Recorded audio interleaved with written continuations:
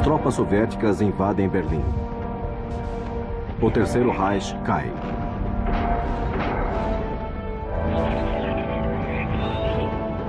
O Führer está na superfície. Se refugiou em um abrigo subterrâneo para evitar cair em mãos inimigas.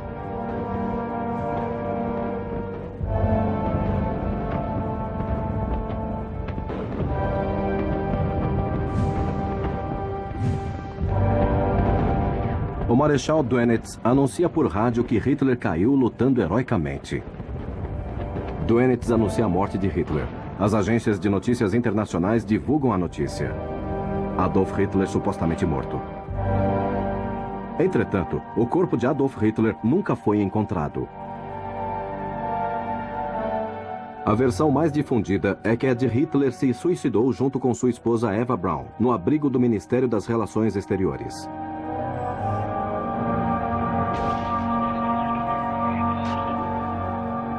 Mas podemos provar conclusivamente que Hitler cometeu suicídio em Berlim? –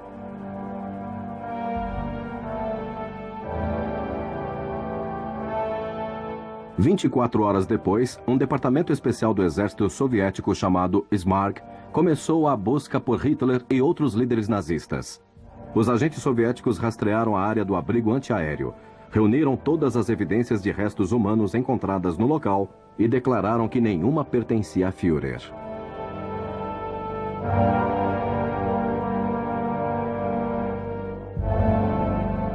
Algumas horas mais tarde, Joseph Stalin denunciou ao mundo que Hitler havia fugido.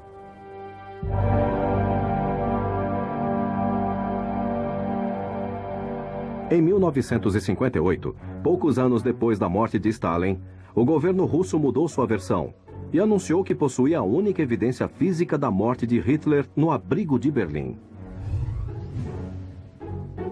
Um fragmento de crânio com um buraco de bala supostamente descoberto entre os restos humanos perto do abrigo de Berlim foi exposto no Museu da Guerra de Moscou por mais de 50 anos, acabando com as especulações sobre uma suposta fuga de Hitler.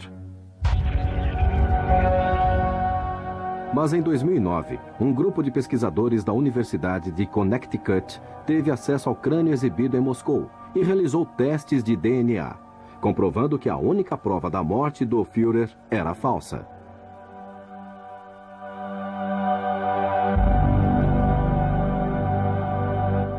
Então, o que realmente aconteceu com Adolf Hitler?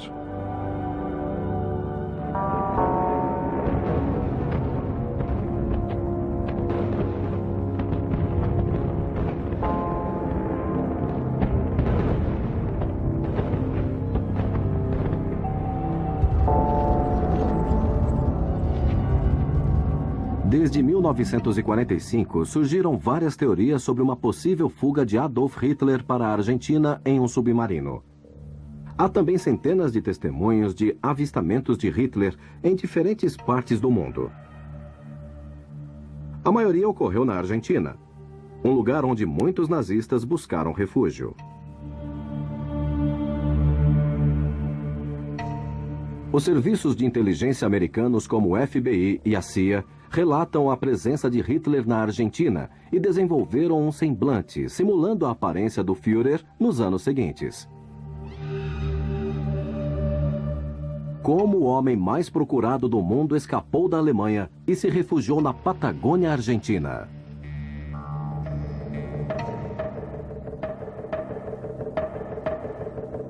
Em uma investigação inédita, seguiremos os eventuais passos de Hitler em sua fuga para a Argentina.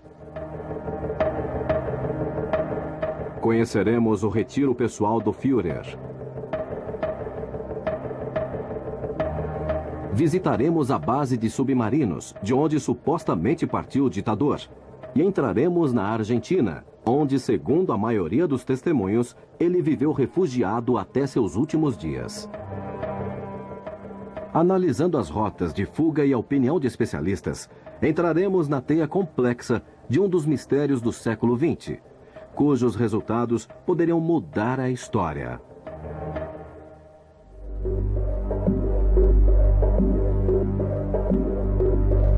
Carlos de Napoli, historiador e escritor especializado em nazismo, começa seu trabalho em Berlim, juntamente com o pesquisador e produtor Mariano Gomes, onde buscam a primeira evidência da possível fuga de Hitler.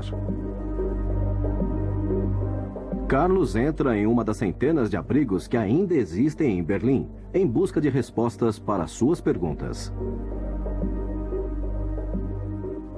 Tudo o que se sabe oficialmente dos últimos dias do Führer em Berlim vem da pesquisa do historiador britânico Hugh Trevor Hope.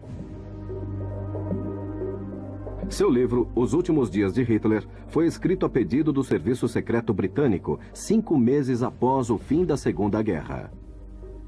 Em uma semana, ele fez um relatório com base em uma testemunha ocular. E esse relatório se equivocava em datas e locais, com até meses de diferença sobre os fatos. Até os erros de ortografia do relatório dele foram ignorados. Ele apresentou o texto com base no que escutara. Os aliados anglo-americanos não tinham nenhuma testemunha do relato, que era produzido pelos russos, pois Berlim estava cheia de russos.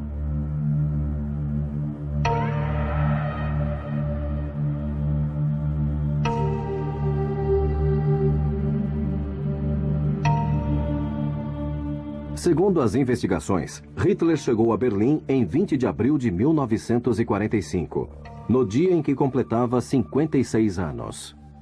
Sua missão era comandar pessoalmente a defesa do Reich.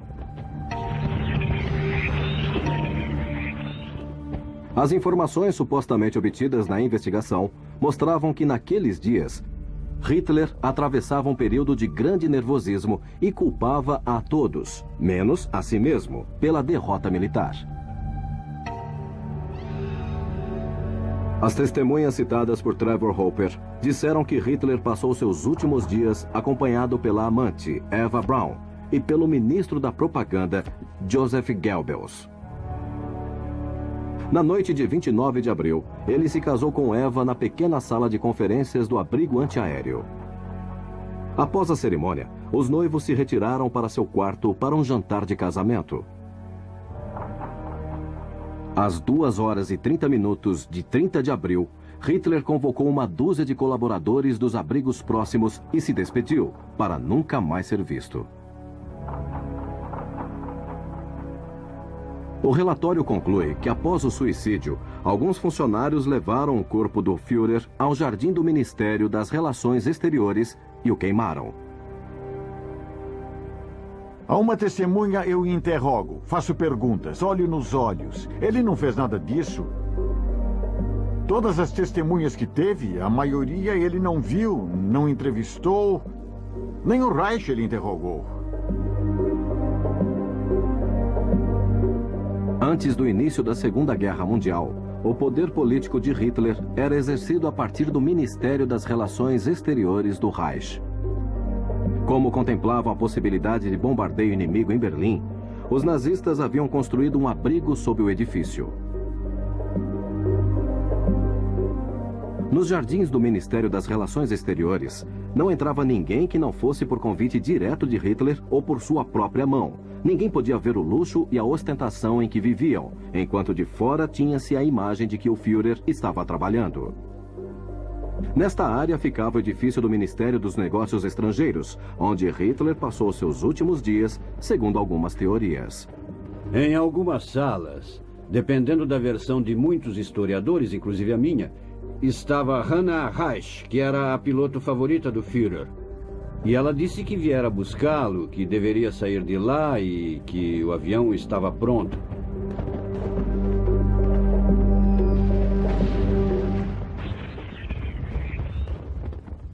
Em 26 de abril de 1945, a piloto nazista Hannah Reich desembarcou em Berlim sob o fogo de artilharia soviética e visitou Hitler no abrigo antiaéreo. Hannah Reich supostamente entrou no abrigo e se encontrou com Hitler, dizendo que tinha instruções para levá-lo para o norte, junto com sua esposa Eva Braun.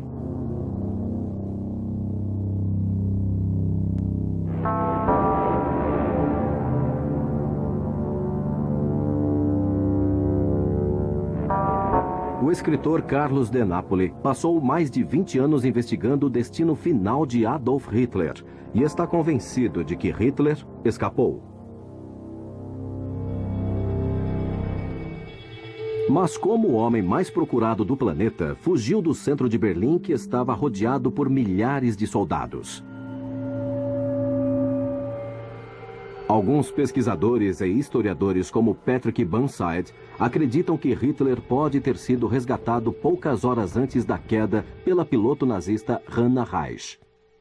Em 29 de abril, Heisch escapou do ataque aliado e conseguiu sair de Berlim logo após visitar o abrigo do Ministério das Relações Exteriores. A senhorita Bormann, de sua própria boca, disse que Hitler conseguiu escapar da captura e da morte na noite de 30 de abril, decolando em um avião que estava escondido onde o aguardavam uma mulher e várias malas. Muitos acreditam que Hitler pode ter embarcado naquele avião, mas Hannah Heisch mudou sua história ao longo dos anos e morreu sem revelar seu segredo. Hannah Heisch escreveu um livro chamado Voar é Minha Vida, detalhando principalmente os últimos minutos do Terceiro Reich. Ela saiu provavelmente entre 29 e 30 de abril, no último voo de Berlim, depois de atravessar o cerco russo. Curiosamente, na última edição do livro, ela acrescentou 3 últimas linhas e escreveu essas linhas em forma de pergunta. E a pergunta que ela faz é: teria sido eu quem tirou Hitler de Berlim? Eu revelaria esse segredo? Então, que mistério se esconde por trás do destino de Adolf Hitler? Com a queda de Berlim, um departamento especial do exército soviético chamado Smerg, comandado pelo tenente-coronel Ivan Krinenko, começou uma busca pelos restos mortais de Hitler e outros líderes nazistas. Agentes soviéticos rastrearam a área em volta do abrigo e reuniram todas as provas de cadáveres que encontraram no local, até mesmo os restos de corpos queimados, mas nenhum pertencia a Hitler. A hipótese do corpo queimado foi então questionada por especialistas. Primeiro, um suposto funcionário disse: Hitler morreu. Eu o queimei, pus fogo nele perfeito. Muito bom. Hitler morreu assim. Onde já se viu um policial de província, diante de um homicídio ou de um morto desaparecido, aceitar a confissão de alguém que passara 10, 12 anos ao lado de Hitler e que trabalhava para ele? A falta de evidência sobre os últimos dias do Führer em Berlim levanta mais dúvidas. Não há fotos, não há filmes, nem registros de sua voz. Não há corpo, não há nada. Carlos de Napoli não acredita que Hitler morreu em Berlim, nem que tenha fugido de lá. Sua hipótese poderia mudar o curso das investigações realizadas até agora sobre o destino de um dos maiores criminosos da história.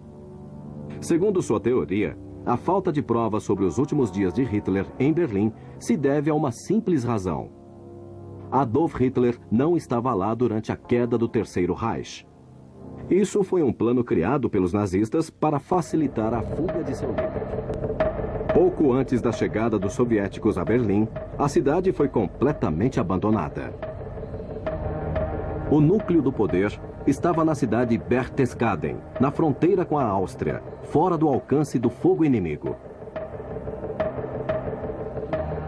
Berchtesgaden é uma aldeia alpina na região da Baviera, sul da Alemanha, onde Hitler escolheu para viver desde 1923. Carlos de Napoli viaja para Berchtesgaden para conhecer o local em que Adolf Hitler teria permanecido escondido até sua eventual fuga. Veja esta estação. Por onde tantas vezes Hitler andou, deve ser um dos lugares mais visitados daqui. Porque ele vinha aqui para esperar o trem, mas a estação era bem menor. Depois fizeram este monstro.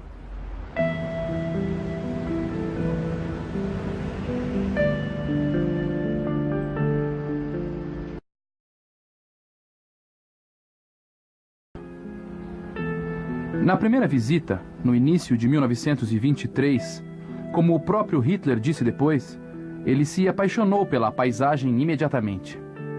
Em 1928, ele teve a oportunidade de alugar uma pequena casa para as férias, a residência Wachenfeld. Primeiro ele a alugou, mas em 1932 ele teve a oportunidade de comprá-la. No verão de 1933, Hitler finalmente adquiriu a residência Wachenfeld. Ele comprou a casa e, paralelamente, também se tornou o chanceler interino do Reich. E com a tomada do poder e a compra da residência Wachenfeld, iniciou-se a grande reforma de Obersalzberg, que era uma área restrita do Führer.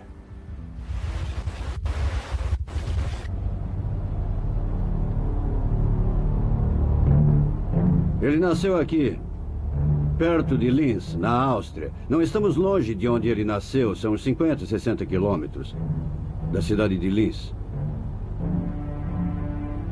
Pelos relacionamentos pessoais que tinha, ele conseguiu um meio de viver um tempo em Munique e um tempo aqui, onde ele gostava, na montanha, pintando, essas coisas. Em Berchtesgaden não estava apenas uma casa de Adolf Hitler, sendo o local de nascimento do poder político nazista. Também abrigava o comandante da Luftwaffe, Hermann Göring. Mas abaixo das colinas de Berchtesgaden havia uma cidade subterrânea composta por 6.700 metros de túneis. Assim, Berchtesgaden se tornou uma fortaleza. Ideal para manter a salvo Adolf Hitler nos últimos dias do Terceiro Reich.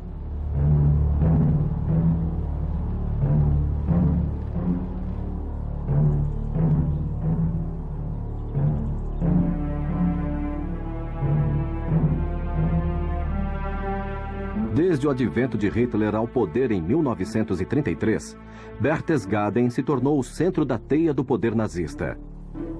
Lá, o Führer deu as ordens que findaram com a vida de milhões de seres humanos.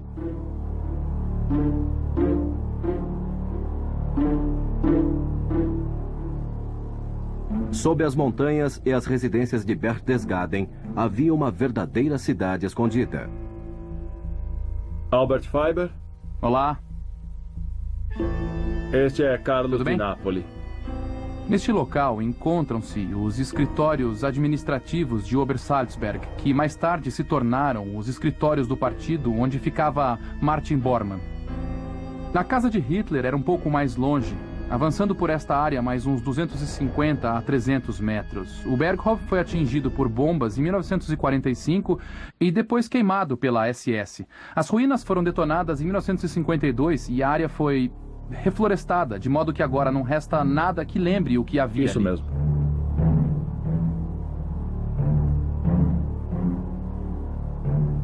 Quando os aliados souberam que Berchtesgaden era um local de descanso do ditador, para onde ele se dirigia quando não estava fazendo propaganda, a região tornou-se um importante alvo militar. Mas ainda não sabiam que as casas que viam eram apenas uma camuflagem para o que havia de verdadeiramente importante, que ficava no subterrâneo, dentro da montanha.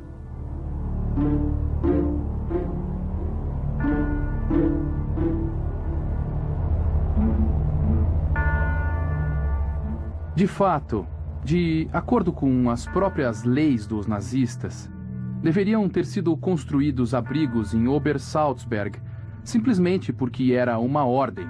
Todos os edifícios públicos, todos os edifícios importantes, precisavam ter um abrigo em caso de ataque aéreo. Hitler não permitiu isso e disse: "Em minha casa não, eu não me sinto à vontade."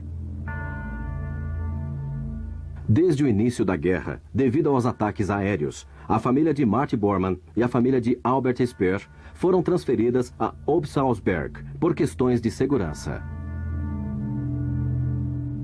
Quando os aliados tomaram conhecimento de que a cúpula do poder encontrava-se em Berchtesgaden, Bormann tentou convencer Hitler a construir um abrigo em Obersalzberg. Em 1943, após o primeiro ataque à cidade de Munique, Hitler concordou com a construção do abrigo, pois acreditava que Obersalzberg também poderia ser bombardeada. Então, em agosto de 1943, iniciou-se a construção do abrigo. E foi muito fácil por várias razões. Obersalzberg foi classificada como importante para a guerra por 2 motivos. Primeiro, todos os trabalhadores que estavam em Obersalzberg trabalhando na construção do abrigo eram essenciais, ou seja, eles não precisavam ir para a guerra se trabalhassem em Obersalzberg. Segundo, embora durante a guerra tenha havido grandes problemas de abastecimento e de falta de materiais de construção, isso não acontecia em Obersalzberg, porque como o projeto de construção era importante para a guerra, havia todo o material necessário naquele lugar. Havia até 6.000 pessoas trabalhando na construção do abrigo para conseguir concluí-lo em tão pouco tempo, em um tempo tão curto como aquele. Com a construção do abrigo de Obersalzberg, Berchtesgaden, residência de Hitler e da liderança política nazista, tornou-se o local mais seguro e melhor protegido na Alemanha.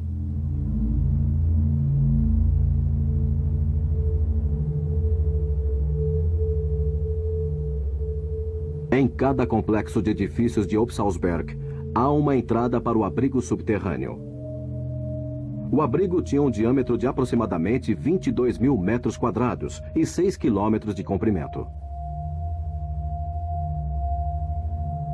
O abrigo de Obersalzberg tinha dupla função. Era um abrigo de proteção contra ataques aéreos. E se os edifícios na superfície fossem destruídos, os habitantes da cidade ainda poderiam viver de modo relativamente confortável por várias semanas ou meses. Como vocês podem ver, o gerador de energia do abrigo ficava bem aqui. Esses abrigos foram construídos de modo que tinham uma fonte de energia independente do fornecimento público. Bormann e os nazistas estavam com medo dos ataques aéreos a Obersalzberg, mas também temiam sofrer ataques com gás venenoso. Por isso, estava prevista a construção de uma área especial na entrada.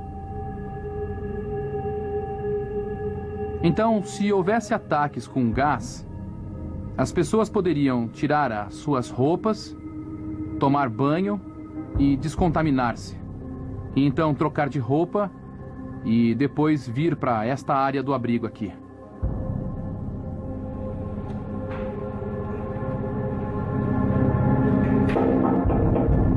O abrigo Berghof, o abrigo particular de Hitler, ficava um andar abaixo deste abrigo, porque o Berghof, a casa de Hitler, ficava um pouco mais abaixo do que os outros edifícios.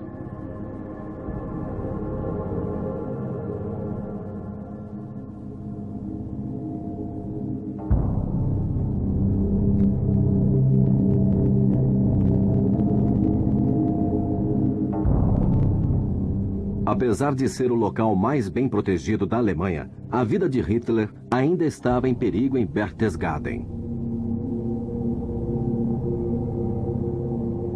É verdade que alguém tentou matar Hitler aqui, que houve um atentado? É isso mesmo. A segurança era um problema enorme. Sempre havia tentativas de homicídio. Pelo que eu sei, houve muitos atentados. Simplesmente porque as pessoas vieram em massa para cá nos anos 30. Também há o relato de uma tentativa suíça de assassinar Hitler em Obersalzberg, que ficou conhecida como Operação Foxley. Sim. E foi encomendada pelo Serviço Secreto Britânico.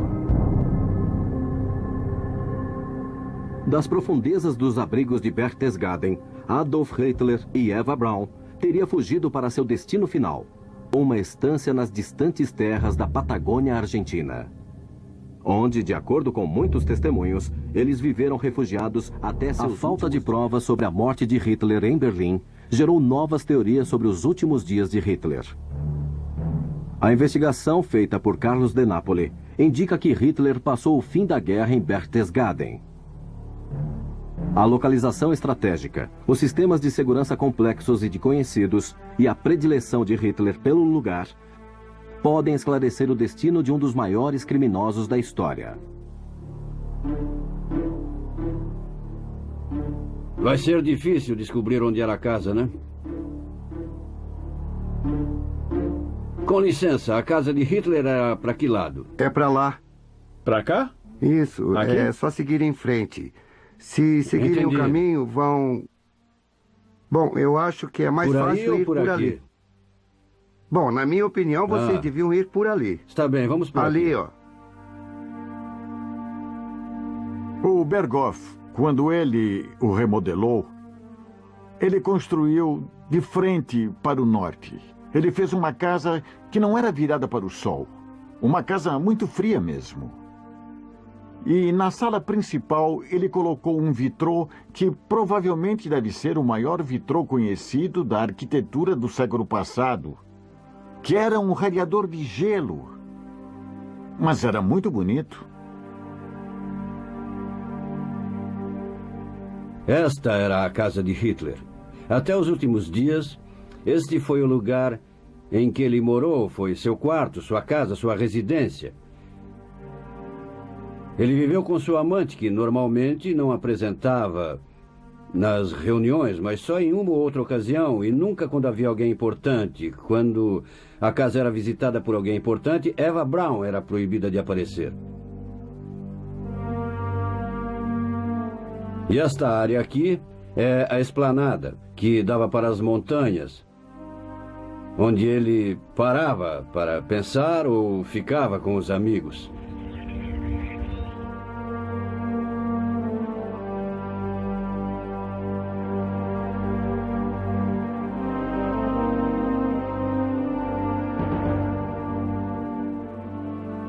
Hitler gostava do frio e não gostava dos raios do sol. O único problema que teve, e que ficou bem evidente até seus últimos dias conhecidos, foi uma doença de tireoide. Hoje sabemos que quem sofre disso precisa de cuidados especiais. Ele sentia um calor terrível e tinha necessidade fisiológica de comer doces. Era isso que Hitler fazia? A predileção de Hitler pelo clima frio que abrandava sua doença é uma das hipóteses que sugerem que Hitler pode ter fugido para a Patagônia, um dos climas mais parecidos com o de Berchtesgaden.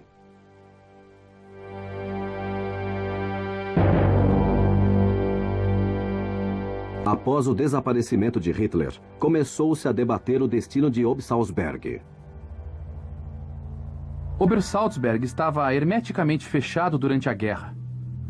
Com o fim da guerra, o local foi aberto e as reservas do abrigo foram retiradas, assim como alimentos e outros objetos saqueados. Obersalzberg rapidamente se tornou uma atração para as pessoas que queriam ver como Hitler vivia a sua vida particular. Então, em 1945, nas primeiras semanas após o fim da guerra, Obersalzberg novamente se tornou um ponto de atração, uma espécie de local de peregrinação, como aconteceu em 1933, mas agora sobre as ruínas, os escombros, os edifícios. Mais de centenas de milhares vieram para Obersalzberg nesse ano. A situação ficou feia e cogitou-se o que poderia ser feito e cogitaram a possibilidade de demolir o local. Finalmente concordou-se em fazer isso, especialmente o Berghoff de Hitler. E também concordou-se em destruir as casas de Göring, de Bormann, o quartel da SS e tudo mais o que tinha que ser detonado e depois levado ao chão. E com isso o problema foi resolvido.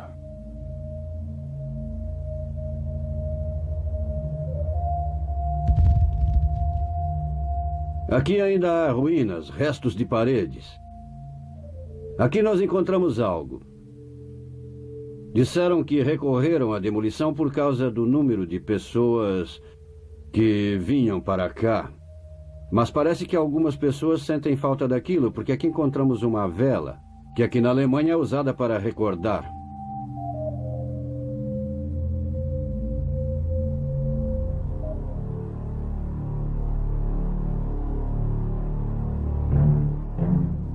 Em 1955, a justiça alemã declarou o desaparecimento de Hitler. A suposta morte de Hitler no abrigo em Berlim, relatada por Trevor Hopper, foi refutada por vários historiadores. A teoria de Carlos de Napoli afirma que Hitler passou os últimos dias da guerra em Berchtesgaden. Cresce graças às questões centrais levantadas. a localização estratégica do lugar e os sistemas de segurança que transformaram a região em uma fortaleza invencível.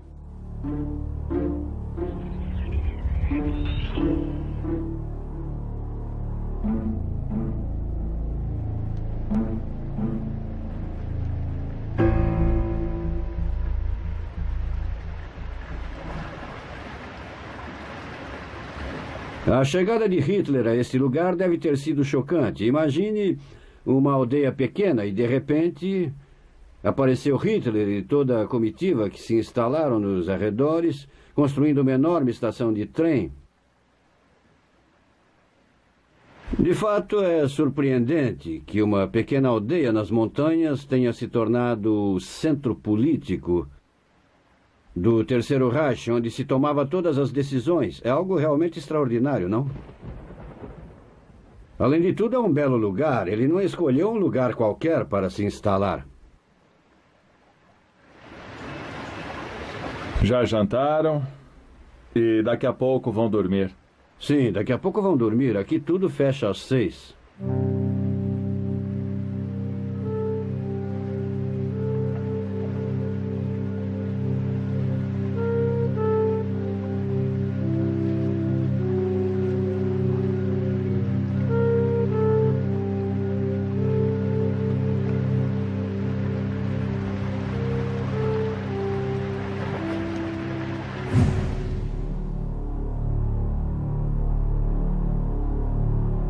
Após a vitória soviética na Batalha de Stalingrado, em 1943, nenhuma potência ocidental sabia exatamente onde o Exército Vermelho interromperia o avanço. Varsóvia, Berlim, Praga, Viena, Budapeste, Belgrado, Bucareste e Sofia. Essas famosas cidades. O primeiro-ministro britânico Winston Churchill, como representante da elite capitalista, ordenou o início das estratégias para deter o avanço comunista na Europa. Não estão apenas sob a influência soviética, mas em muitos casos estão cada vez mais sob o controle de Moscou. Enquanto isso, Hitler analisava o futuro do Terceiro Reich junto com seus colaboradores mais próximos, no topo das montanhas de Berchtesgaden, em um lugar chamado Ninho da Águia.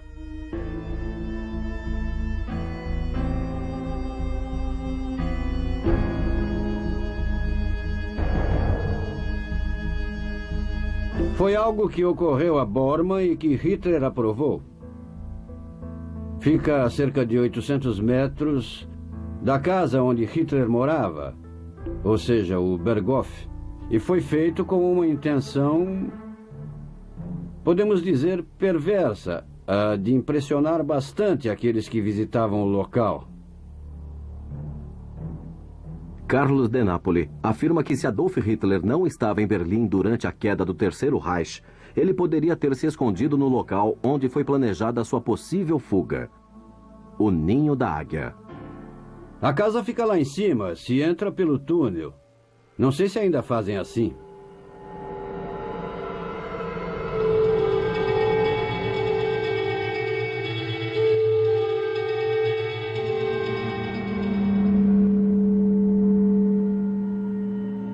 É uma porta dupla, veja, não é uma porta comum. Olha o tamanho dela, é a prova de qualquer coisa que se possa pensar.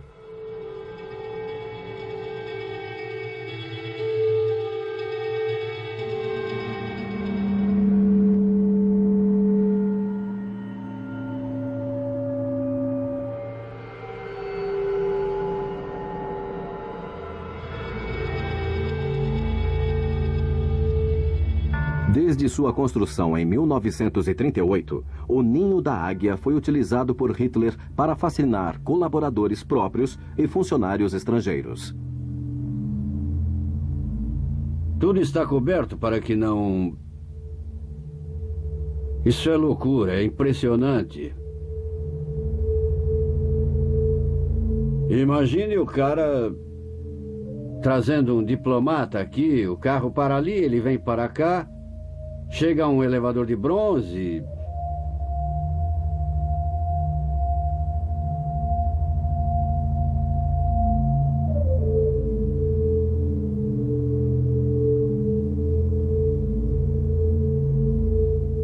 Semanas antes da queda, Hitler recebeu Albert Speer no Ninho da Águia, o ministro dos armamentos do Terceiro Reich.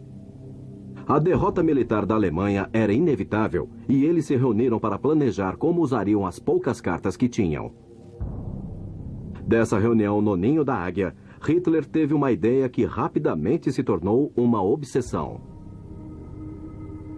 Mostrar aos líderes ocidentais que se os nazistas se juntassem aos soviéticos, o fantasma comunista chegaria a Paris em poucas horas.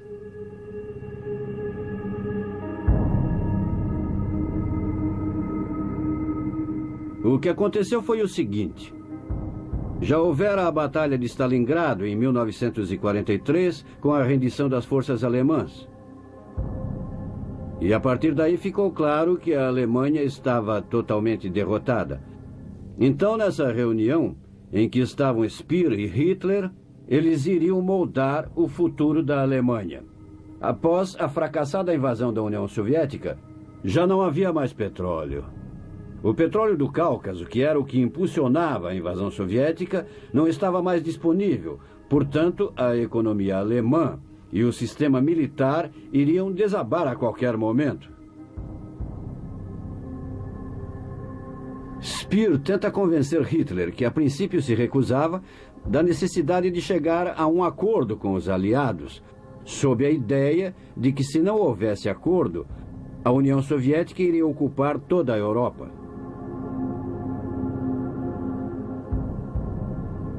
As operações secretas entre os nazistas e os aliados ocidentais, propondo uma rendição para que os russos não avançassem sobre a Europa, foram seladas sob o codinome Operação Sunrise.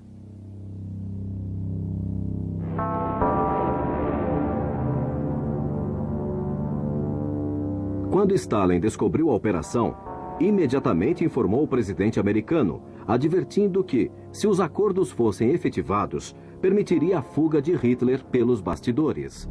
No início de abril de 1945, Stalin foi informado das negociações feitas sem o conhecimento dos soviéticos e as denunciou publicamente.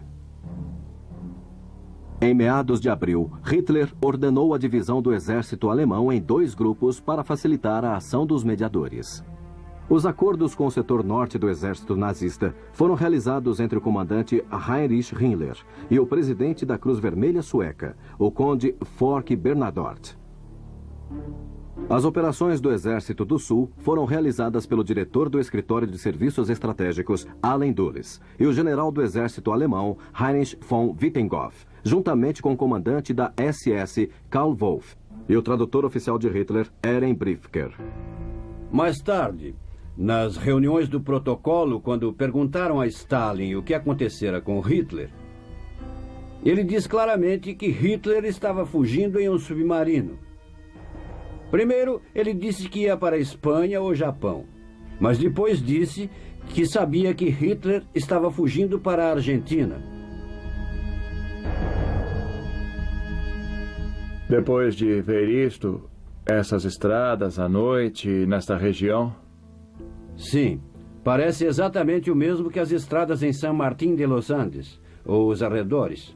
Assim, com este tipo de árvores. Realmente chama atenção, né? É muito parecido, bem parecido mesmo.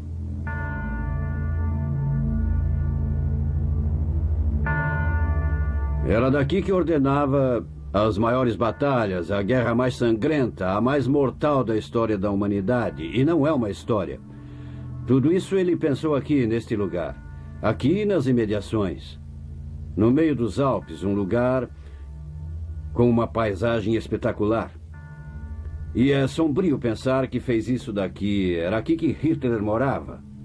Aqui ficavam os comandantes e os políticos que realmente tinham o poder, porque outras pessoas não podiam vir até aqui.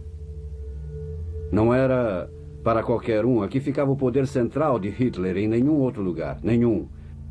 Todo o resto era para políticos de segunda ordem. Por exemplo, se houvesse alguma área em que pudesse atuar, era aqui. Berlim era para necessidades secundárias. Aqui era uma ditadura bem forte, com o poder centralizado no topo de uma montanha. Isso é tudo.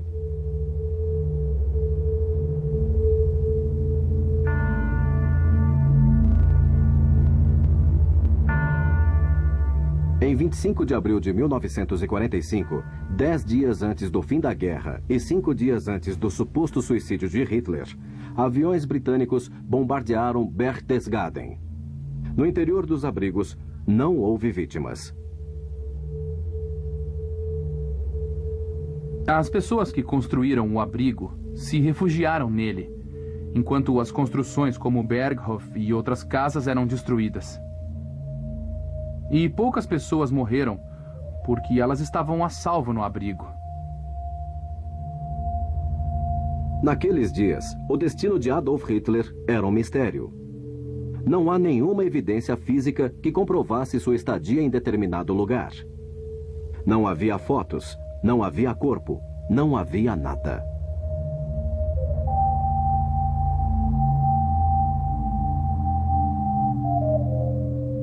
Sabemos que a história oficial é uma mentira. O relato de Trevor Roper é uma história inventada pela inteligência britânica para se livrar das acusações de Stalin de que haviam feito Hitler fugir. Sabemos que o corpo de Hitler nunca foi encontrado. O cadáver, nem o dele nem o da sua companheira, na verdade foram dados como desaparecidos 10 anos depois, sem encontrarem os corpos. Nem saber o que tinha acontecido com eles. Então, nós não sabemos todo o resto.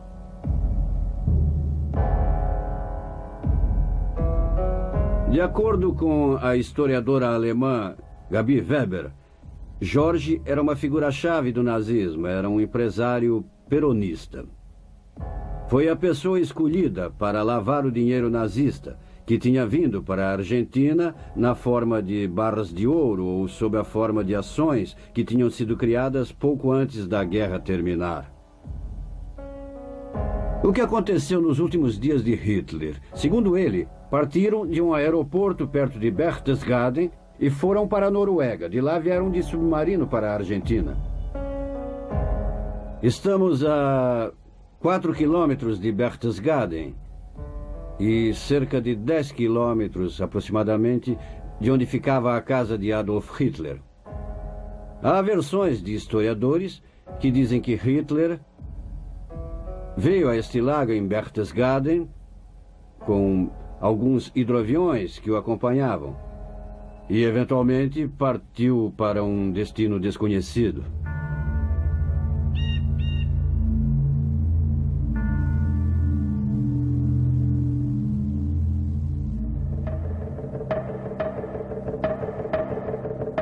Carlos de Napoli viaja a Munique, onde se encontra uma réplica do hidroavião em que Adolf Hitler pode ter escapado de Berchtesgaden, por causa das negociações secretas entre os nazistas e os aliados ocidentais.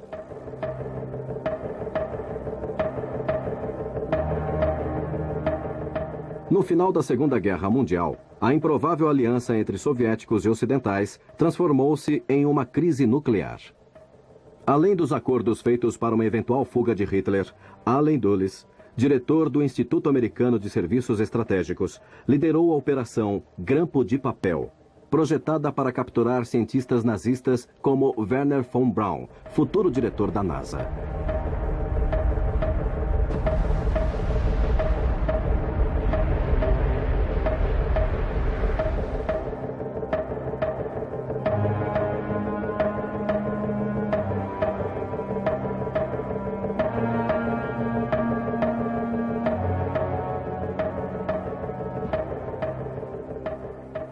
Um acordo com os aliados seria vantajoso para ambos. Hitler ia fornecer o local onde se encontravam os principais construtores de armas para os Estados Unidos e a Grã-Bretanha, e lhes fornecer uma lista. Aqui chegamos ao famoso foguete B-2, a arma mais terrível criada por Adolf Hitler. Capaz de transportar 1 tonelada de explosivos a cerca de 300 quilômetros de distância. Isso variava, mas era a cerca de 200 e 300 quilômetros de distância. Era conhecida como arma de retaliação número 2, ou arma total. Os Estados Unidos, claro, estavam ansiosos para conseguir este foguete, porque já haviam desenvolvido a bomba atômica e a ideia era transportá-la com algo que não pudesse ser identificado, não com um avião. O que von Braun havia fabricado era a arma essencial para levar a bomba atômica. Eram irmãos que mais tarde se tornariam inseparáveis, o foguete e a bomba atômica. Este foi o primeiro produto a ser feito. Todo esse grupo de cientistas acabou trabalhando para a NASA no desenvolvimento do que seria a chegada do primeiro homem à Lua. Foi o que levou Hitler a fazer um acordo para uma eventual fuga, seus conhecimentos que poderiam transformar qualquer país no mais poderoso do mundo. Se analisarmos do ponto de vista dos ganhos econômicos, o que importava era a ganância dos vencedores e depois o domínio militar. Assim, cada lado levou cientistas que estavam nas mãos do poder. Mas, basicamente, por muitos anos, essa foi a melhor possibilidade de se levar adiante a pesquisa. Esta é a ponta do iceberg. Este avião ultramoderno que vemos aqui surgiu por volta de 1930 e é obra da engenharia alemã. Era a espinha dorsal da Força Aérea de Hitler, da Luftwaffe.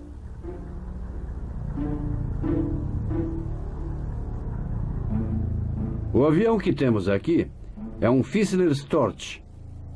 É muito importante dentro da história que estamos relatando, já que Trevor Hopper afirmava que Hannah Reich o utilizou para chegar a Berlim. No último momento, ela foi ao abrigo pedir que Hitler escapasse nesse avião. Ela poderia salvá-lo nesse avião porque ele decola em 60 a 70 metros. Além da robustez que se observa no sistema de aterrissagem, o trem de pouso permitia lidar com qualquer eventualidade. Temos aqui um dos participantes da eventual fuga de Hitler em Berlim nos últimos dias da guerra. Carlos de Napoli vai a Labou, tentando reconstruir os passos de Adolf Hitler em uma suposta fuga para a Argentina.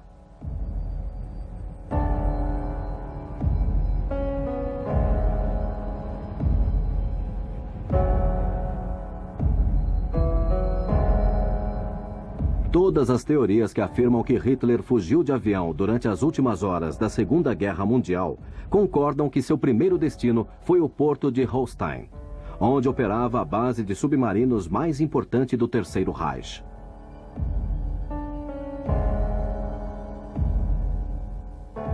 No norte da Alemanha, a cerca de 100 quilômetros de Hamburgo, encontra-se o porto de Labou. Ali funciona o único museu no mundo que possui um submarino alemão modelo 7C, gêmeo do U-977, em que Hitler supostamente teria deixado a Europa. Bom,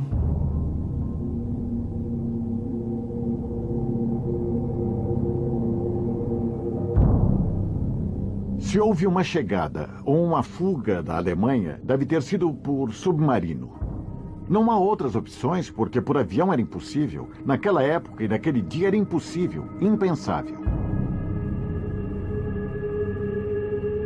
Estamos diante do U-995, o último submarino tipo 7C do mundo. Cerca de 700 submarinos 7C foram construídos durante a Segunda Guerra Mundial. Mas na segunda fase da guerra, esses submarinos eram considerados velhos e obsoletos por causa das novas armas táticas antissubmarinas usadas pelos aliados. A eficácia dos submarinos alemães não se devia tanto à superioridade tecnológica, mas à tática usada pelas equipes alemãs submarinas na Segunda Guerra Mundial, que era conhecida como tática da matilha de lobos, ou tática Rudel, em que não operavam individualmente, mas em grupos. Então, toda a informação coletada pelos submarinos no mar e pelos aviões de reconhecimento eram reunidas em quartéis generais, e de lá o almirante Dönitz ordenava que os submarinos atacassem os esquadrões. Para provar a veracidade de sua teoria, Carlos de Napoli embarca em um submarino igual ao que Hitler supostamente usou para fugir e conhece as condições de vida nos submarinos. Tudo que é necessário para operar o submarino deve caber nesse tubo estreito. Então, o espaço é bastante limitado para a tripulação. Esta é a sala dos suboficiais. Este era o espaço que cada membro da tripulação tinha para manter seus pertences pessoais. Então, eles não tinham mochilas grandes nem nada disso. Talvez tivessem uma muda de camisa, um livro e algumas fotos. Só isso. Então, não era muito confortável. Além disso, havia o cheiro e o barulho dos motores a diesel. E, certamente, o cheiro da tripulação, já que havia apenas um banheiro para 50 homens. E não havia duchas e, às vezes, nem sabonete, essas coisas. Então, bom, deixo o resto à sua imaginação. Não se via a luz solar por semanas. Estavam constantemente sob ameaça. Podiam morrer a qualquer instante. Então, era muito estressante para eles, física e psicologicamente. Aqui vemos a sala de máquinas, que não eram muito rápidas comparadas aos submarinos modernos e corresponde à velocidade de uma pessoa andando devagar. Muitos submarinos foram entregues aos aliados no final da guerra ou foram afundados por sua tripulação, mas poucos submarinos tentaram fugir para um país neutro. Durante os acordos secretos entre os aliados ocidentais e os nazistas, uma quantidade extraordinária de submarinos nazistas havia sido mobilizada. Poucos dias antes do fim da guerra, mais de 40 navios de todos os tipos partiram para diversos pontos do planeta. Os espiões de Stalin advertiram que um grupo de líderes nazistas fugira em um desses submarinos. E entre eles podia estar Hitler.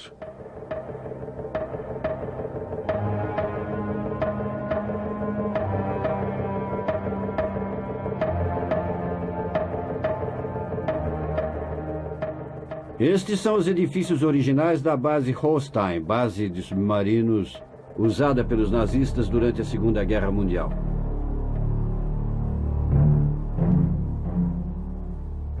No final de abril de 1945, o submarino U-977 partiu, cujo capitão era Heinz Schäfer. Naquela viagem, vários autores concordam que desta base, muitos nazistas embarcaram em direção à Argentina. E alguns deles mencionam Hitler. O tenente Schäfer era um oficial muito jovem e mais tarde ele admitiu que foi a propaganda nazista que mostrava que a Alemanha seria destruída pelos aliados e seria reduzida a um mero estado agrícola, ou estados. E foi por isso que ele decidiu tentar a sorte e navegar para a Argentina. Martin Bormann, em 21 de abril, enviou um radiograma a seu assistente autorizando a transferência a ultramar sul para viajar por mar ao sul. Havia rumores de que o U-977 levava Hitler e Eva Braun, sua amante, e várias outras histórias, mas isso era apenas propaganda nazista ou alguns rumores, suspeitas, nada mais.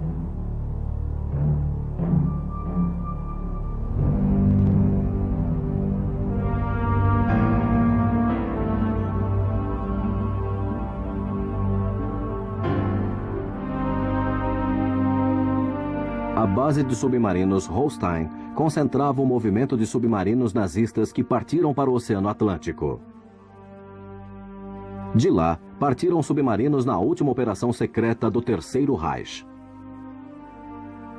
Ultramar Sul. Pelo menos 50 líderes nazistas viajaram em submarinos para a Argentina.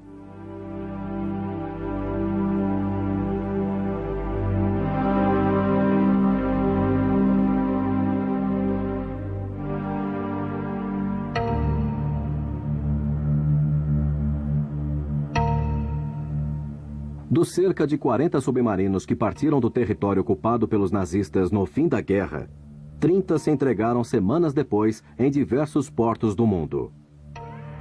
Dos 10 restantes, 2 se renderam no litoral português, em meados de 1945. Mas o destino dos 8 submarinos restantes ainda era desconhecido. Na manhã de 4 de julho de 1945, perto da linha do Equador, o cruzador brasileiro Bahia explodiu no oceano e afundou em poucos minutos. Os motivos da explosão não são conhecidos, mas desde então surgiram rumores de submarinos nazistas na região.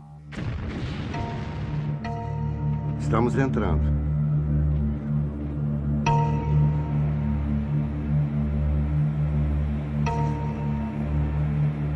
Entre julho e agosto de 1945, 2 submarinos alemães se renderam na base naval de Mar del Plata.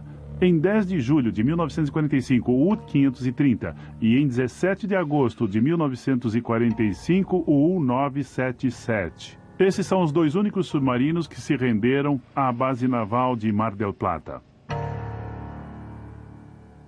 Carlos de Nápoles viaja para a cidade de Mar del Plata para conhecer os detalhes das rendições dos submarinos nazistas e desvendar o mistério sobre a possível presença do Führer.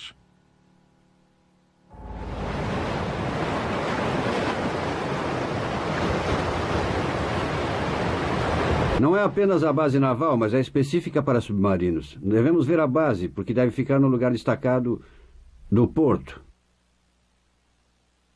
É bem ali, está vendo? Está vendo aquela cruz? É na entrada do porto. É para onde estamos indo.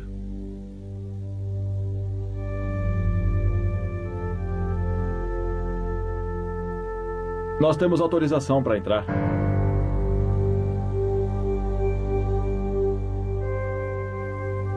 Museu do Comando da Força de Submarinos. Aqui diz, Mar del Plata, 19 de agosto de 1945.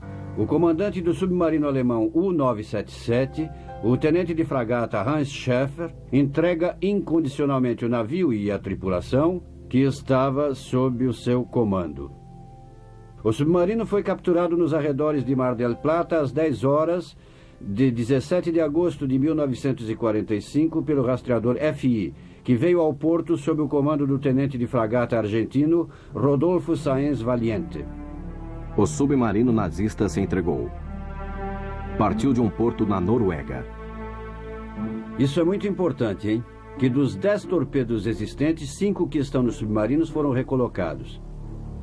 Isso é muito importante. Por quê? Pode explicar?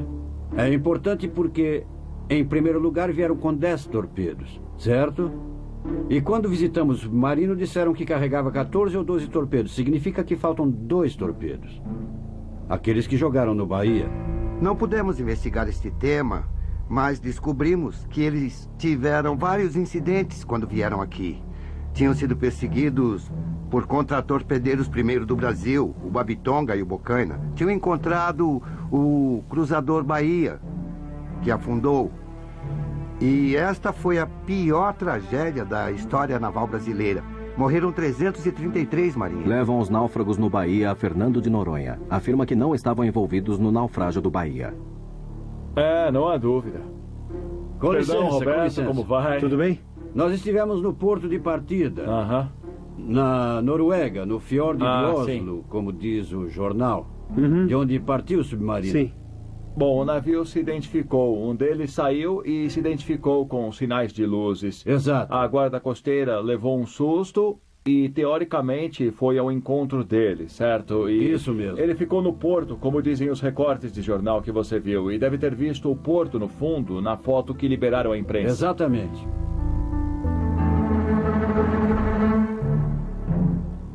E seria este o setor, o lugar entre o arsenal do Mar del Plata. Nessa direção. Isso, e o submarino submergiu aqui. Entrou por aqui. E deu a volta e o prenderam aqui. Isso mesmo.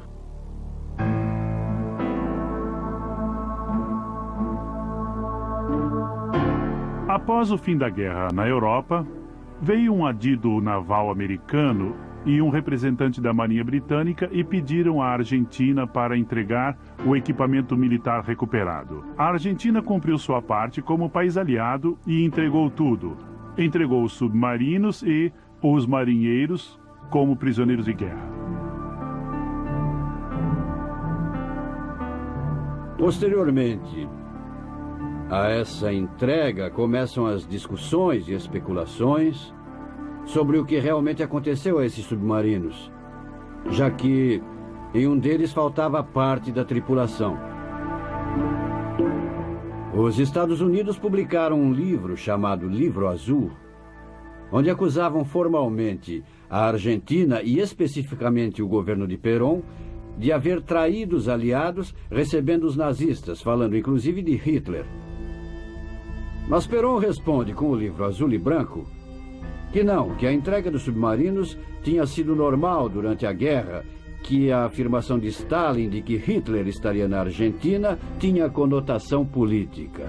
Aqui nada foi feito de uma forma clara e concisa com documentos sobre a mesa. Todos os documentos são secretos. Então, o que está por trás de tudo isso? A possível fuga de Hitler se fundamenta em vários acontecimentos. A história é já conhecida, com relatos misteriosos e duvidosos, falsas declarações, interrogatórios que ainda são secretos após 50 anos e há uma grande quantidade de submarinos que não se sabe qual foi o destino final que tiveram. Uma declaração importante é a da viúva do capitão Schäfer. Esta mulher reconheceu que Hitler estava num submarino, mas não no do seu marido, porque perguntaram se o 977 levava Hitler. E ela disse que não, que Hitler estava em outro submarino, que acompanhava o U-977, e que o submarino deixara Hitler no sul da Patagônia.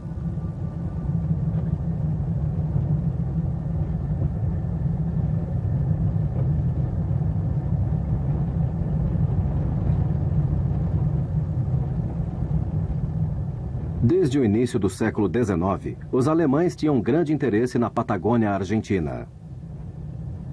Em pouco tempo, a região se tornou um local de abastecimento de combustível e mantimentos para os navios alemães. Na área delimitada entre a Caleta de Los Loros e San Antônio Oeste, na costa leste da província de Rio Negro, em um raio de 30 quilômetros, foram registradas nos meses de julho e agosto de 1945 a maioria dos avistamentos de submarinos nazistas. Podem descer.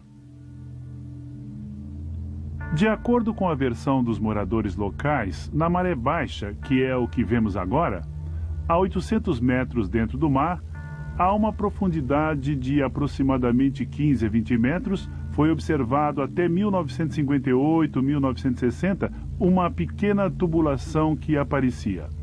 Aparentemente era o periscópio do submarino.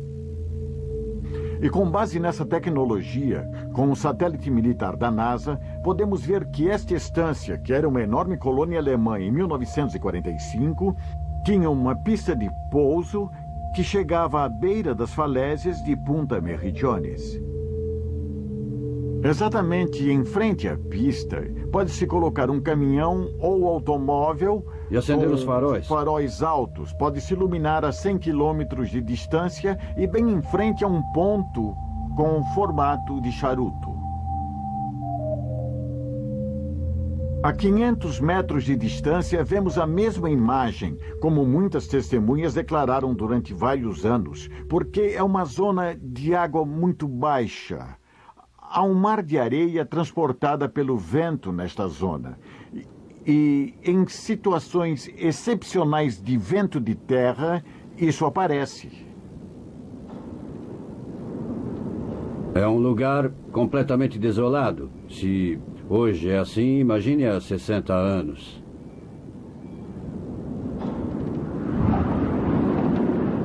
Nós estamos aqui no meio do deserto e encontramos este poço totalmente perdido. E apenas... Estamos a um raio de 100 quilômetros de qualquer civilização.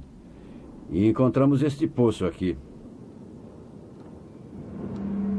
Esses locais foram utilizados pela Marinha Alemã desde o início do século XX para abastecer-se de combustível e alimentos. Por sua vez, para lidar com a falta de facilidades na época, utilizavam este tipo de farol que vemos aqui, para saber em que posição estava o canal, porque em alguns lugares a água é bem rasa.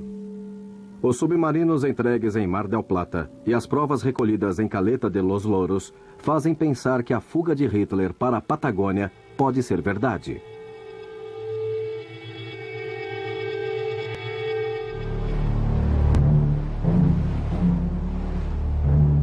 O que vemos aqui são restos do navio Ludovico, que encalhou em 1916 neste litoral. O interessante aqui é que os 8 policiais que estavam a bordo do navio eram alemães. E um deles era o que viria a se tornar chefe de inteligência de Hitler, o almirante Canaris. Canaris, na época, era um oficial do exército alemão, mas logo se tornou chefe de inteligência de Hitler, com quem discutia a situação da Argentina e, em particular, da Patagônia. Dados geográficos, a localização de recursos naturais, portos, rotas, serviços, enfim, tinham analisado muito bem toda essa área. Um amigo de Canaris me contou há alguns anos que ele havia confessado que fizera algo quando participara da Primeira Guerra Mundial e fugira do Chile para a Alemanha. Ele contou que tinha estado na Argentina e que fizera algo ali para Hitler. E isto que ele fez para Hitler iria lhe valer o inferno. E com ele aconteceu o mesmo.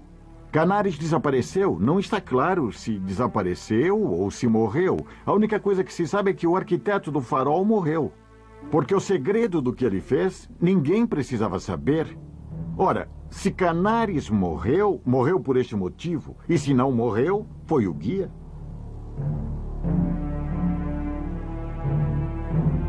O desembarque de submarinos nazistas na Patagônia serviu para aumentar as especulações sobre o destino final de sua tripulação, entre os quais poderia estar Hitler. Onde foram parar esses submarinos? Diante de uma enorme estância alemã que após a guerra foi dividida, loteada e vendida. Para os economistas alemães, os banqueiros alemães, os investidores alemães. Portanto, havia uma enorme estância de 50 mil hectares com dezenas de quilômetros de litoral escarpado e um aeroporto que chegava até as falésias. E bem em frente a essas falésias, há pessoas que viram um submarino afundado. Alguns contam que houve um desembarque. Os mesmos documentos do FBI que foram divulgados depois que lancei meu livro e que são posteriores à investigação, são uma confirmação de que chegaram à estância 2 submarinos com algumas horas de diferença, onde desembarcaram mais de 50 pessoas que estavam à espera de pessoas locais que os levaram ao seu destino, próximo aos Andes, em uma fazenda perdida na Patagônia.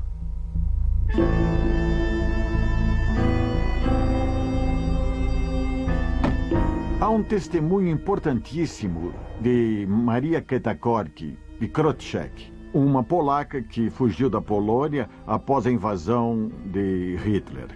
Ela conhecia perfeitamente Hitler, ela ouvia nos jornais, conhecia sua voz de ouvir no rádio. Ela o encontrou no caminho entre o litoral e a Cordilheira dos Andes. E em um lugar esquecido por Deus, pode-se dizer, em uma cabana feita de dormentes de ferrovias, ela vendia combustível, óleo, batatas, cenouras. Ela vendia o que havia. E 2 carros pararam. Ela ouviu que falavam em alemão e viu pessoas bem alemãs usando roupas escuras, quase militares, como um uniforme azul escuro. E Hitler apareceu reclamando que tinha ido parar num lugar terrível. Que era um deserto, que era uma desolação. Onde é que tinham ido parar, ele dizia.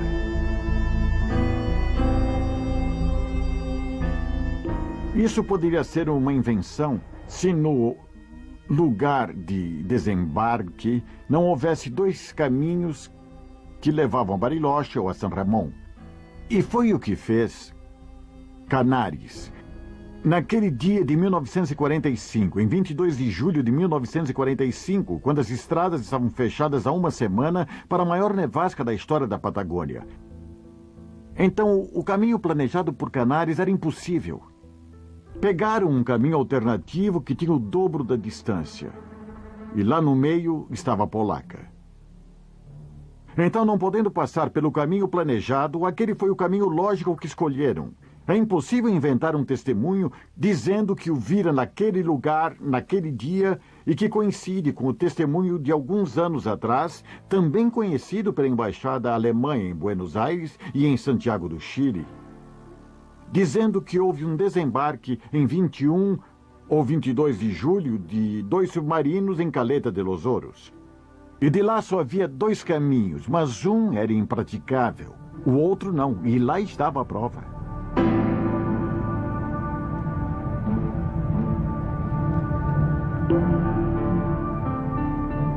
San Carlos de Bariloche, uma aldeia alpina no sopé da Cordilheira dos Andes, teria sido o destino final de Adolf Hitler.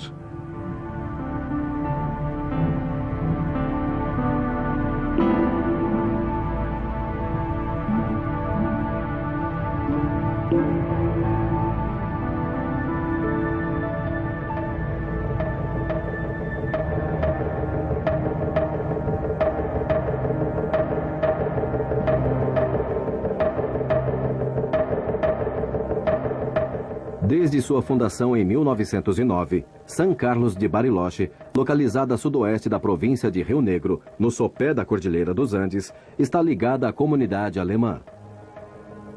Atualmente, é considerada um dos centros de refúgio de criminosos nazistas mais importantes do mundo.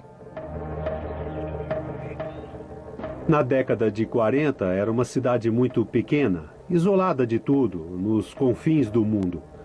E com uma geografia muito interessante para poder se esconder, passar despercebido, com saídas para vários pontos no Oceano Pacífico.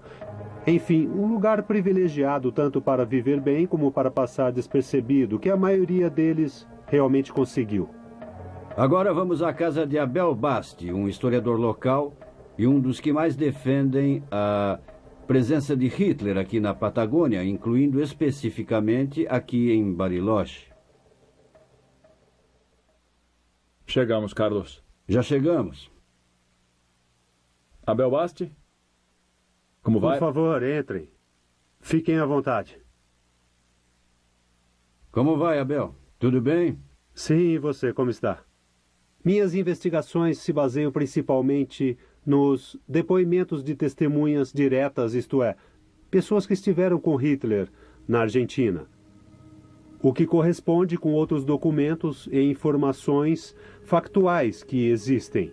Então, depois de combinar esses testemunhos com os documentos, vamos montando as provas.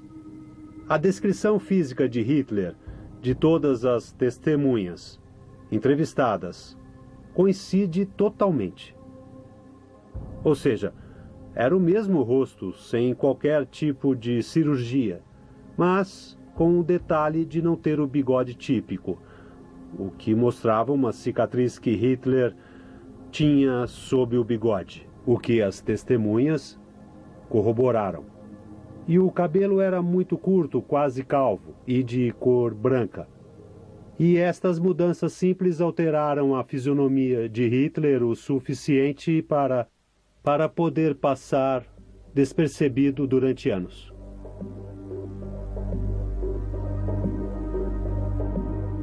Agora vire à esquerda. Pode deixar.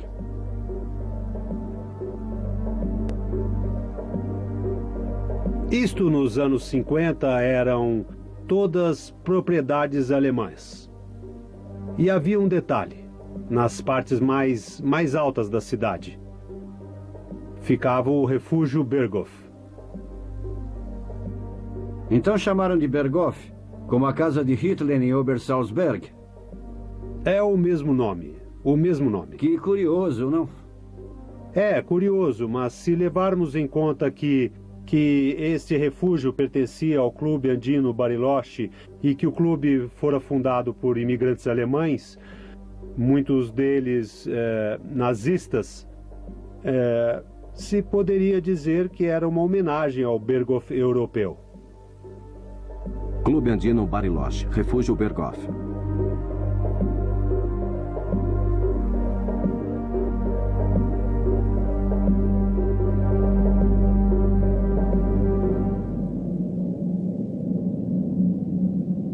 Em 1933, Hitler chegou ao poder e sua segurança tornou-se uma das principais políticas do Estado nazista. Desde então, colaboradores e espiões da inteligência do Terceiro Reich dedicaram-se a buscar refúgio em diferentes partes do mundo para um eventual exílio de seu líder. Hannah Reich é uma pessoa que o próprio Hitler mandara para Buenos Aires em 1934, quando o poder ainda não estava garantido. O que ele fez? Enviou Hannah Reich e Walter George para se juntar à família Bustillo para conseguirem parques nacionais, ou seja, no sul da Patagônia, cerca de 100 mil hectares onde poderia se exilar caso o que estivesse tramando fracassasse. Agora vemos que o escritor Patrick Burnside, que escreveu um livro sobre a possibilidade da fuga de Hitler, em que ele afirma que o ditador esteve nesses lugares.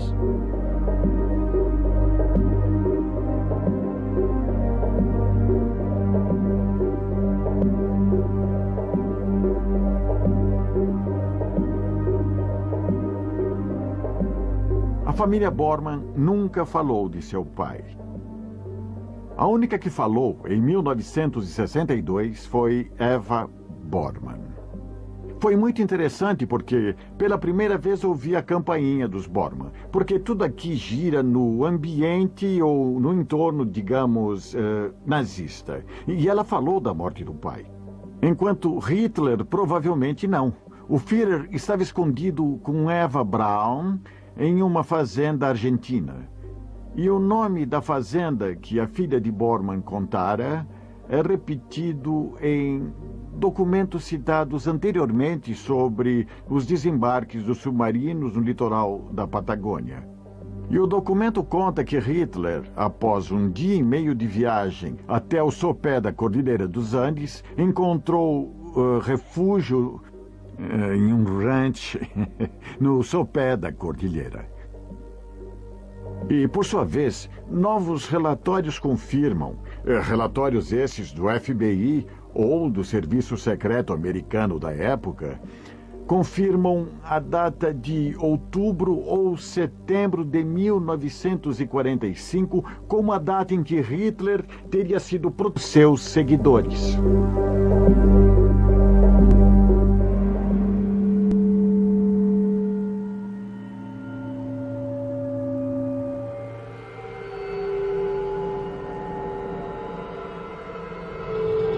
Vamos ao local em que Hitler supostamente ficou, segundo a versão de algumas testemunhas.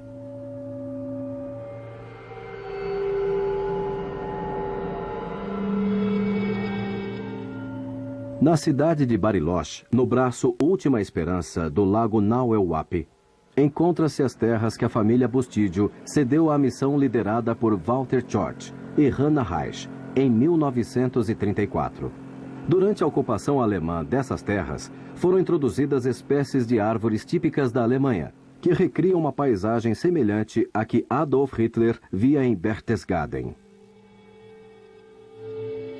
Podemos ver aqui a fazenda onde a maioria dos historiadores concorda que Hitler viveu. É essa a propriedade. Muitos dizem que é onde está enterrado Hitler e também Eva Braun. É uma baía pequena essa onde Canários chegou e de onde partiu para ir a Bariloche. E nesta baía foi criada uma rampa de cimento armado que ainda existe após meio século e que terminava em um galpão enorme para um avião supostamente de 2 hélices, pelo tamanho do local. Havia uma doca para barcos de 40 a 50 metros de profundidade. Havia uma enorme mansão com 70 metros de frente e uma altura de 10. Tinha 700 metros quadrados no andar de baixo e 300 no andar de cima. Uma suíte de 100 metros quadrados. Atrás deste conjunto, replicando Berchtesgaden, havia casas de nível cada vez mais alto, até casa de hóspedes. Havia uma casa de chá. Havia uma casa com chaminé que nós chamávamos de central. Mas podemos estar enganados. Havia também um açougue de mármore de Carrara. Na floresta, vemos uma das casas de vigilância, que permitiam controlar o acesso que qualquer barco tivesse à casa de Hitler. E ali podemos ver uma anomalia. Fizeram uma casa virada para o sul. Além de ser muito estranho, é um grande erro, é quase suicida. Quem escolhe virar a casa para o sul não quer aquecer o local. Além disso, no andar térreo, havia apenas salas.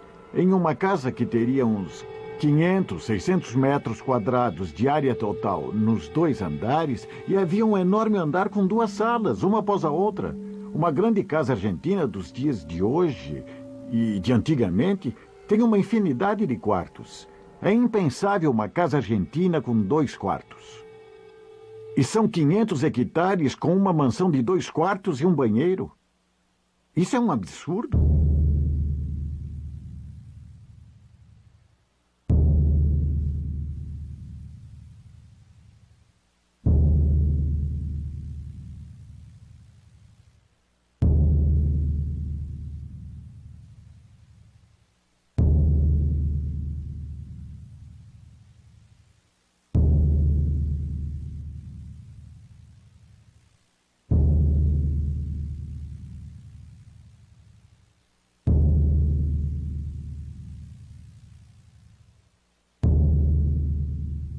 Chegamos ao local.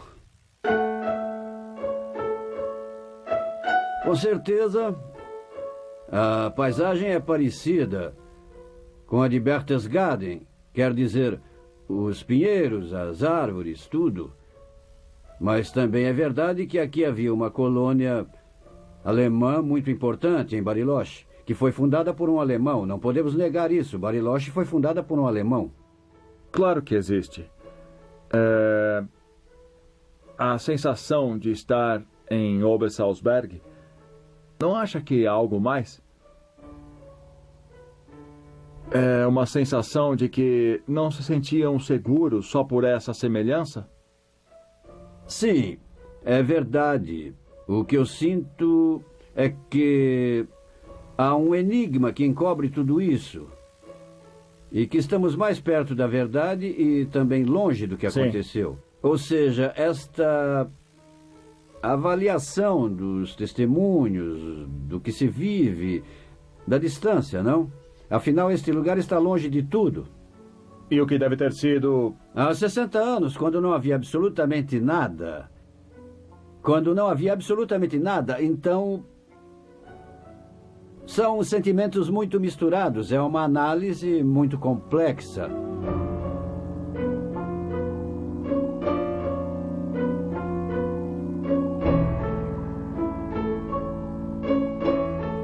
Tudo é contraditório. Essa casa gigante Com guarita? Guarita pra quê?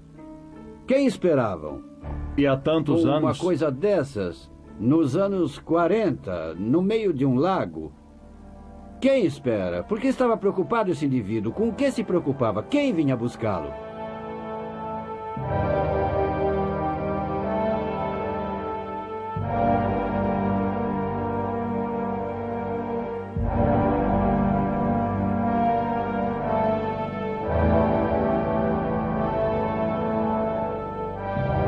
Cada soldado alemão em glória traça seu caminho pela guerra!